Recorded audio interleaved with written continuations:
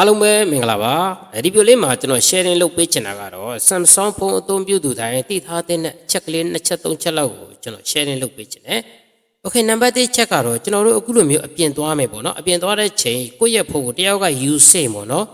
ကိုမပြပေးချင်တဲ့ app တွေကိုမပြပေးချင်တဲ့အရာတွေကိုเนาะဒါကျွန်တော်တို့ဖွက်သွားတဲ့နီလန်းလေးနဲ့နောက်တစ်ချက်ကြောက်လေကျွန်တော်တို့ရဲ့ဖုန်းမှာပေါ့နော် internet line မကောင်းတာတို့ bluetooth ချိန်မရတာတို့ဒီလိုမျိုးပေါ့နော်ဒါမျိုးတွေကိုဒါကျွန်တော်တန့်ရှင်းလုပ်တဲ့နီလန်းလေးနဲ့နောက်တစ်ချက်ကတော့ကျွန်တော်တို့တချို့ဖုန်းတွေဟာဒီလိုမျိုးပေါ့နော် Samsung ဖုန်းသုံးပြီးတော့ like ကလီပြီးတော့ပေါ့နော်ဒီအောက်ကဒါကျွန်တော်တို့ home key တို့ menu key တို့ပေါ့နော်ကျွန်တော်တို့ရဲ့ဖုန်းတွေကိုအပြင်ထွက်ဖို့အတွက်ဒီလိုမျိုးခလုတ်လေးတွေပျောက်သွားတယ်ပေါ့နော် okay ဒီနီလန်း3ချက်ကိုဒါကျွန်တော် sharing လုပ်ပေးချင်ပါတယ်Okay ဒါဆိုရင်နံပါတ်1အနေနဲ့ကျွန်တော်တို့ဥပမာကျွန်တော်တို့ကအပြင်သွားမယ်ပေါ့နော်အပြင်သွားတဲ့ချိန်ကိုယ့်ရဲ့ဖုန်းတယောက်က use စင်ပေါ့နော်ကိုမပြပေးချင်တဲ့ app တစ်ခုရှိနေတယ်ဥပမာဒီလိုမျိုးပေါ့နော် gallery ကျွန်တော်တို့ရဲ့ဓာတ်ပုံတွေဘာတွေပေါ့နော်ဓာတ်ပုံတွေဘာတွေကြည့်တဲ့ app ကိုတယောက်ကဒါကျွန်တော်တို့ကိုဖုန်း use တဲ့ချိန်ပေါ့နော်မြင်သွားမှကြောက်တယ်ဆိုရင်တော့ဖျောက်သွားလို့ရတဲ့နည်းလမ်းလေးပေါ့နော် Okay ဖျောက်မယ်ဆိုရင်ဒါကျွန်တော်တို့ဖုန်းရဲ့ setting ထဲကိုသွားလိုက်မယ်ဖုန်းရဲ့ setting ထဲကိုသွားပြီးတော့နည်းနည်းဆွဲတင်ပြီးတော့ဒီမှာ home screen ဆိုတာရှိတယ်เนาะကျွန်တော်ပြတဲ့အိမ်ပုံလေးတဲ့နေရာကိုချက်နေလိုက် Okay နေလိုက်ရင်နည်းနည်းလေးဆွဲလိုက်ရင်ဒီမှာပေါ့เนาะကျွန်တော်တို့ဒီမှာကျွန်တော်တို့ app ကိုဒါ hide ဖို့အတွက်ပေါ့เนาะဒီအကြောင်းလေးကိုချက်နေလိုက်ကျွန်တော်ပြပေးထားတဲ့အကြောင်းလေးကိုချက်နေလိုက် Okay နေလိုက်ရင်ဒီနေရာမှာကျွန်တော်ရဲ့ image ကဘယ် app ကိုကျွန်တော် image ကဖျောက်သွားချင်တာလဲပေါ့เนาะ Okay ဒါတော့ကျွန်တော်အလွယ်ပေါ့เนาะကျွန်တော်တစ်ခုဖျောက်ပြလိုက်မယ်ခုနကဒီမှာပေါ့เนาะ gallery ကိုကျွန်တော်ဖျောက်မယ်နောက်တစ်ချက်ပေါ့နော်နှစ်ခုတော့ကျွန်တော်လုပ်ပြလိုက်မယ် InShot ဖျောက်မယ် Instagram ဖျောက်မယ်ဒါဆိုရင်ကျွန်တော်အပြင်သွားတဲ့အချိန်ပေါ့နော်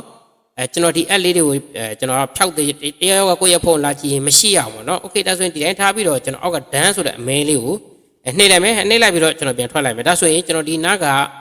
ကျွန်တော်ဖျောက်လိုက်တဲ့ဒါက gallery ပဲ gallery ပျောက်သွားပြီပေါ့နော်နောက်တစ်ချက်ကဒီဘက်မှာ InShot တို့ဘာလို့လဲမရှိတော့ဘူးပေါ့နော်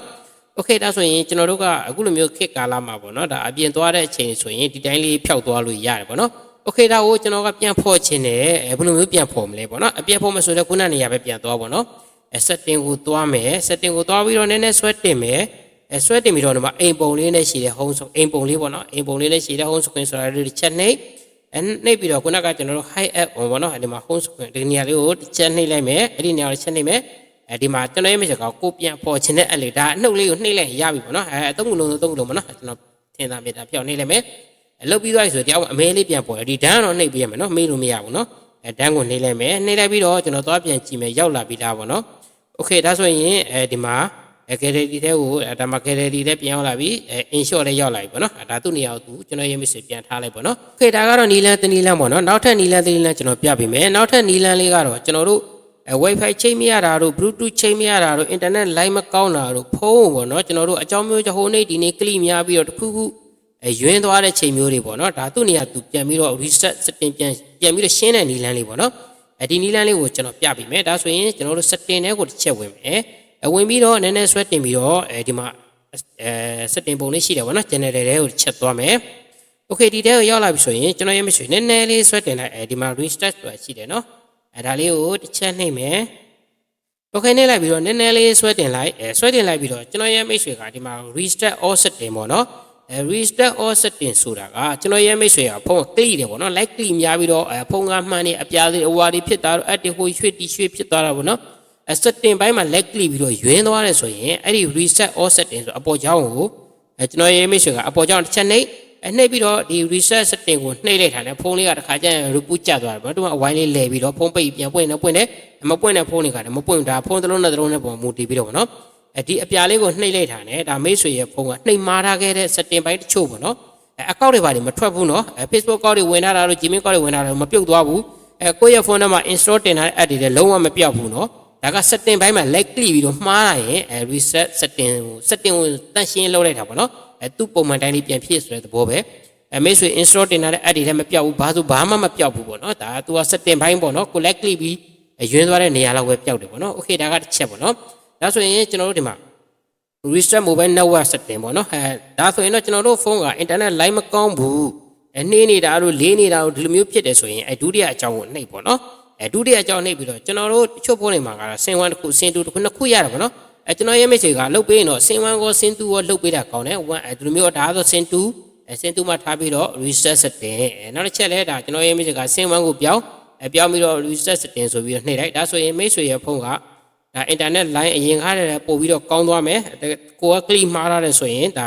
အရင်ကားတဲ့ပေါ့နော် line ပုံမှန်တိုင်းပြန်ပြီးတော့အသုံးပြုလို့ရပါမယ်ဒါကတော့ internet line ကို setting reset ဆေးလိုက်တာပေါ့နော် okay အောက်ကဒါကတော့ wifi နဲ့ bluetooth ပေါ့နော်ကျွန်တော်တို့ wifi ကတစ်ခါကျရင်ကျွန်တော်ချိန်မရဘူးဗျာ bluetooth ကတယောက်နဲ့ကူးရင်လည်းမရဘူးဗျာဒီလိုမျိုးမိတ်ဆွေတွေအတွက်ကတော့ဒီတတိယအကြောင်းပေါ့နော်အဲ့ဒီအောင်နှိပ်ပြီးတော့ဒီ reset setting ဆိုတာကိုနှိပ်လိုက်တာ ਨੇ မိတ်ဆွေရဲ့ဖုန်းမှာအရင်ကချိတ်ထားတာတွေ bluetooth ချိတ်တက်ခဲ့တာတွေ wifi ချိတ်ခဲ့တာတွေရှိရင်အကုန်လုံးထွက်သွားတယ်နော်ဒါမှကြောင့်ကျွန်တော်ရဲ့မိတ်ဆွေက wifi ချိတ်တဲ့ wifi ကချိတ်တခြားသူကိုယ့်ရဲ့ wifi ကိုချိတ်နေတာပဲကိုချိတ်မရဘူး password လည်းသိရတာနဲ့ချိတ်တယ်ချိတ်မရဘူးဆိုရင်တော့reset all setting ကိုဆေးလိုက်တော့မိတ်ဆွေအသစ်ပြန်ချိတ်လိုက်ရင်တော့ချိတ်ရသွားပြီပေါ့နော်သူကတော့ချိတ်ဆက်ထားတဲ့ wifi password တွေပါရှိရင်တော့အကုန်လုံးပျောက်သွားတယ်နော်ဒါကတော့မိတ်ဆွေပုံမှာမူတည်တာပေါ့နော်ကျွန်တော်က wifi password မှတ်မိတယ်ပြတ်သွားလဲဘာမှမဖြစ်ကျွန်တော် line ကောင်းကောင်းလိုချင်တယ်ဆိုရင်တော့လေဒီတတိယအကြောင်းကိုနှိပ်ပြီးတော့ wifi ကိုတန့်ရှင်းလုပ်လိုက်ပေါ့နော်ဒါက reset all setting ပါ okay အောက်ကတော့ဒါကတော့ကျွန်တော်တို့ရဲ့ဖုန်းထဲမှာဒီစတုတ္ထကြောင့်နှိပ်လိုက်ပေါ့နော်ဒီအကောက်ကတော့ဒါ security ဘိုင်းကိုသူက security ဘိုင်းဆိုတာကကျွန်တော်တို့မှာဖုန်းထဲမှာအကောက်တွေရှိတယ်ပေါ့နော် Gmail အကောက်တွေ Facebook အကောက်တွေဘာအကောက်အားလုံးပေါ့နော်ဒါဖုန်းနဲ့ချိတ်ဆက်ထားခဲ့တဲ့အကောက်တွေကိုဒါဒီနေရာကနှိပ်လိုက်မယ်ဆိုရင်တော့ဒါအကုန်လုံးထွက်ကုန်တာပေါ့နော်ထွက်ကုန်တယ်ဆိုရင်ပြန်ဝင်တော့ password နဲ့ပြန်ဝင်ရတာပေါ့နော်သူကတော့ဒီသဘောတရားဒါကတော့လိုအပ်မှလုပ်ပေါ့နော်မလိုအပ်ရင်လည်းမလုပ်ပါနဲ့ဒီအကြောင်းကတော့သိပြဿနာမရှိဘူးပေါ့နော် okay ဒါကတော့အောက်ဆုံးကြောင်း file reset ဒီကောင်ကတော့ data reset ကတော့ဒါကတော့တော်တော်ကျန်းတယ်အကုန်လုံးဆွဲလိုက်ဒီမှာအကုန်လုံးသူပြပေးတယ်နော်ဒီမှာကျွန်တော်မှာ Gmail ကောက်တွေကော Facebook ကောက်တွေကောအကုန်လုံးမှာတော့အကောင့်20 30လောက်ရှိတယ်ဒါတွေအကုန်လုံးရှိတယ် okay ဒီတိုင်းလုပ်ပြီးတော့ဒီအောက်က restart ကိုကျွန်တော်ရဲ့မိတ်ဆွေကနှိပ်လိုက်မယ်ဆိုရင်ဒါကျွန်တော်ရဲ့ဒီနေရာမှာနှိပ်လိုက်ရင်ဒါဖုန်းရဲ့မျက်နှာတော့တောင်းတယ်ပေါ့နော်တော်လေးဖွင့်ပေးလိုက်ဒီအောက်က reset ဒီအပြာလေးကိုနှိပ်လိုက်တာနဲ့မိတ်ဆွေရဲ့ဖုန်းကလုံးဝ new brand ဖြစ်သွားမယ် new brand ဆိုတာမိတ်ဆွေဖုန်းထဲမှာ install တင်ထားတဲ့ app တွေရှိတယ်ဆိုရင်လည်းအကုန်လုံးထွက်တယ်ဖုန်းထဲမှာရှိတဲ့အကုန်ထွက်တဲ့တပ်ပုံ video စာသားအားလုံးပေါ့နော်ဒါတွေကအကုန်လုံးပျောက်တယ်နော်ဒီချက်ကိုနှိပ်အကုန်လုံးပျောက်တယ်ဒါပဲနှိပ်တာကတော့အကောင်းဆုံးပဲကိုယ့်ရဲ့တပ်ပုံတွေပျောက်ချင်တယ်ပျောက်စေ video တွေပျောက်ချင်တယ်ပျောက်စေအကောင့်တွေလည်းမှတ်မိတယ်ပြက်ချင်တယ်ပြက်စေဖုန်းကိုအဆိုင်ကဝယ်လာလို့ new brand လို့အစ်စ်လိုမျိုးသုံးချင်တယ်ဆိုရင်တော့ဒီကောင်းကိုနှိပ်ဒါကတော့ reset နဲ့အားလုံးကိုတန့်ရှင်းလုပ်လိုက်တာပေါ့နော်ဝယ်လာတဲ့ဖုန်း new brand အစ်စ်လိုမျိုးဖြစ်သွားလိုက်မယ် okay ဒီကောင်ကိုလုပ်ဖို့ဆိုရင်လည်းကျွန်တော်ရဲ့မိတ်ဆွေကဒီပေါ်မှာ Gmail အကောင့်တွေရှိတယ်ဒီ Gmail အကောင့်တွေကိုတော့ဖြုတ်ဖို့လိုတာပေါ့နော်ကျွန်တော်က Gmail အကောင့်မှတ်မိတယ်ကျွန်တော်ရဲ့ Gmail နဲ့မှတ်မိတယ်ဆိုရင်တော့လည်းဖြုတ်เสียမလို့ဘူးGmail နဲ့ဒါ alpha ပြီးတော့မကြရအောင်ပေါ့နော် Gmail နဲ့ပြန်ဝင်လို့ရဒါကတော့ Gmail မှတ်မိမှလုပ်နော်ဒီ setting ကတော့ Gmail မှတ်မိမှလုပ်သူကတော့အောက်မှာပေါ့နော်ကျွန်တော်တို့ file data reset ကတော့ဒါဖုန်း new brand အသစ်လိုမျိုးဖြစ်သွားအောင်ဒါသူကတန့်ရှင်းလုပ်တဲ့နည်းလမ်းလေးဖြစ်တယ်သူကတော့အားလုံးမှတ်မိတယ်ကျွန်တော်ရဲ့အကောင့်တွေလည်းမှတ်မိတယ်ဘာတွေပဲပြက်ပေါ့နော်ကျွန်တော်ကဖုန်း new လို့သုံးချင်တယ်ဆိုရင်တော့လေဒီကောက်နှိပ်တချို့ဆိုရင်ဘိုင်ရက်ကပ်ပြီးတော့ error တက်လာပြီဆိုတော့နောက်ဆုံးဆင့်ကတော့ဒီကောက်ကိုနှိပ်ရတာပေါ့နော်ဒါကြောင့်သူကလည်းအောက်ဆုံးမှာရှိနေတာပါ okay ဒီအချက်လေးတွေကလည်းဒါကျွန်တော်တို့ဖုန်းအသုံးပြုသူတွေလုံးဝသိထားတဲ့အချက်လေးပေါ့နော် okay နောက်တစ်ချက်ကျတော့လေကျွန်တော်တို့ဖုန်း click မှားပြီးတော့ပေါ့နော်အခုလိုမျိုးဒီအောက်က home key တွေ back key တွေ menu key တွေပျောက်သွားတယ်ဘယ်လိုမျိုးပြန်ပေါ်ရလဲပေါ့နော်ဒါကိုပြန်ပေါ်ဖို့ဆိုရင်လည်းဒီ reset all setting ကိုလုပ်လိုက်တယ်လေသူကပြန်ပေါ်တယ်ပေါ့နော်တကယ်လို့မပေါ်ခဲ့ဘူးကျွန်တော် reset all setting မလုပ်ချင်ဘူးပြန်ပေါ်ချင်တာယုံတော့ပဲပေါ့နော်ဒီအောက်က home key menu key လေးလောက်ပဲပြန်ပေါ်ချင်တာဆိုရင်လည်းဒီနေရာမှာပဲပေါ့နော်ကျွန်တော်နောက်ပြန်ဆိုလိုက်မယ်ဖုန်းရဲ့ setting နဲ့ပေါ့နော်ဖုန်း setting နဲ့ကိုလာပြီးတော့ generator တွေကိုဝင်ပြီးတော့ ဆွဲတင်ပြီးတော့ဒီမှာဒီအပြာချောင်းလေးကိုနှိပ်လိုက်ဒီမှာအဲ့ဒီနေရာလေးကိုနှိပ်လိုက်ရင်သူကဒီလိုမျိုးလေးပေါ်လာတယ်